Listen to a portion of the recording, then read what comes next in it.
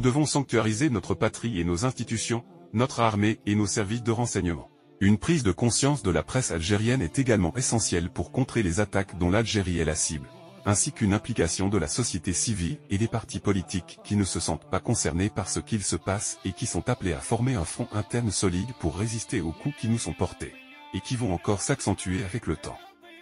Pour faire face, il nous faut un consensus très large regroupant toutes les forces vives de la nation autour de nos institutions et de nos dirigeants. C'est la meilleure façon de clore le bec de tous les propagandistes et faux prophètes qui nous donnent des leçons de démocratie, de droits de l'homme et de liberté d'expression qu'ils n'appliquent pas chez eux.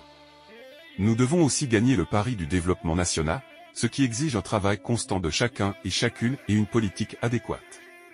Il est également primordial de neutraliser les ennemis de l'Algérie qui s'activent intramuros au sein de la 5e colonne.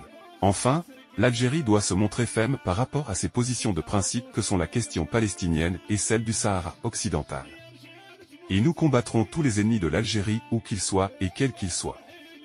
Soyons mobilisés car comme dit l'adage, sivi pacem, para bellum, si tu veux la paix, prépare la guerre à l'instar de notre armée et de nos services qui se consacrent à la défense de notre territoire.